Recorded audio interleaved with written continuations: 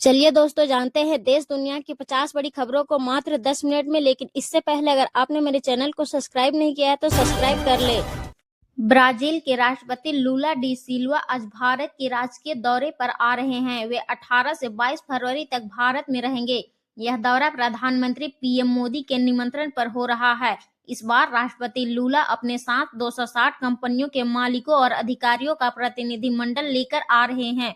उनके साथ करीब 14 मंत्री भी भारत आ रहे हैं। भारत पहुंचने के बाद राष्ट्रपति लूला 19 और 20 फरवरी को नई दिल्ली में हो रहे दूसरे एआई इम्पैक्ट समिट में हिस्सा लेंगे। उन्होंने भारत रवाना होते समय कहा कि वे इस समिट में भाग लेंगे और भारत के साथ नए सहयोग के अवसरों पर चर्चा करेंगे।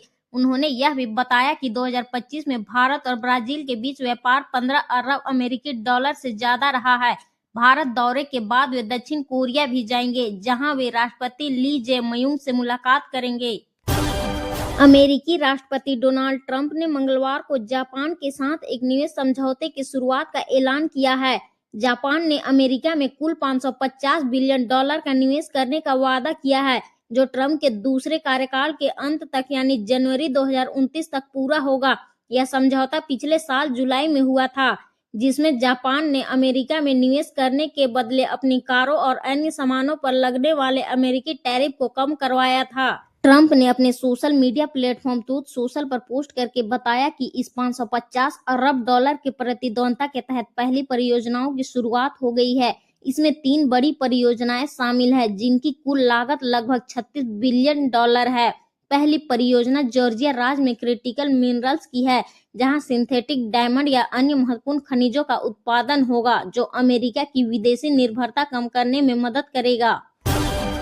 पीएम मोदी ने मंगलवार को फ्रांस के राष्ट्रपति इमैनुएल मैक्रों से मुलाकात की। दोनों नेताओं ने मुंबई में जॉइंट प्रेस कॉन्फ्रेंस की। इस दौरान मोदी ने कहा कि भारत और फ्रांस मिलकर भारत में ऐसे हेलीकॉप्टर का निर्माण करेंगे जो माउंट एवरेस्ट जैसे ऊंचाइयों तक उड़ान भरेगा। मोदी ने फ्रांस को भारत का स्पेशल पार्टनर बताया और कहा कि दोनों देश ने अपने रिश्तों को special global strategic partnership level तक अपग्रेड करने का फैसला किया है। स्पेशल ग्लोबल स्ट्रेटेजिक पार्टनरशिप का मतलब है कि दोनों देश सिर्फ व्यापार या हथियारों की खरीद फरोख्त तक सीमित नहीं रहेंगे, बल्कि सुरक्षा तकनीक, अंतरिक्ष, समुद्री इलाकों की सुरक्षा और बड़े वैश्विक मुद्दों पर साथ मिलकर काम करेंगे। इससे पहले दोनों देशों के बीच संबंध स्ट्रेटेजिक पार्टनरशिप लेवल के थे। यह पार्टनरशिप साल 1998 में शुरू हुई थी। इसके बाद मैक्रो ने इंडिया फ्रांस इनोवेशन फोरम को संबोधित करते हुए कहा, दुनिया के कई बड़ी कंपनियों के सीईओ भारतीय है। उन्होंने कहा कि अल्फाबेट, माइक्रोसॉफ्ट, आईबीएम, एडोबी और पालो अल्टो नेटवर्क के सीईओ भारतीय है। अब भारत लीडरशिप करने वाला देश बन गया है। झारखंड विधानसभा का बजट सत्र बुधवार यानी आज से शुरू होगा। सत्र के पहले दिन राज्यपाल के अभिभाषण के साथ कार्यवाही प्रारंभ होगी, जिसमें सरकार अपनी उपलब्धियों और आगामी योजनाओं का खाका पेश करेगी। 19 मार्च तक चलने वाले इस सत्र में कुल 17 कार्य दिवस निर्धारित किए गए हैं। 23 फरवरी को निकाय चुनाव के मद्देनजर सदन की कार्यवाही स्थगित रहेगी, ताकि विधायक अपने अपने क्षेत्रों में मतदान प्रक्रिया में मौजूद रह सके। इस संबंध में स्पीकर रविंद्र नाथ महतो की अध्यक्षता में विधायक दलों की बैठक में सर्वसम्मति बनी। 24 फरवरी को राज्य सरकार वित्तीय वर्ष 2026 से 27 का बजट पेश करेगी, जिसे लेकर राजनीतिक हलकों में उत्सुकता है। पहले दिन शोक प्रस्ताव भी लिया जाएगा। इस बार का बजट सत्र कई मायनों में अहम माना जा रहा है। केंद्रीय संसदीय मामलों के मंत्री किरेन रिजिजू ने कहा कि राहुल गांधी भारत की सिक्योरिटी के लिए सबसे खतरनाक इंसान बन गए हैं। वे भारत विरोधी ताकतों से जुड़े हैं। वे विदेश और देश में नक्सलियों, उग्रवादियों और जॉर्ज सोरोस जैसे लोगों से मिलते हैं। रिजिजू ने ये बातें न्यूज एजेंसी को दिए इंटरव्यू में कही। उन्होंने कहा कि कांग्रेस का काम सिर्फ संसद में हंगामा करना है।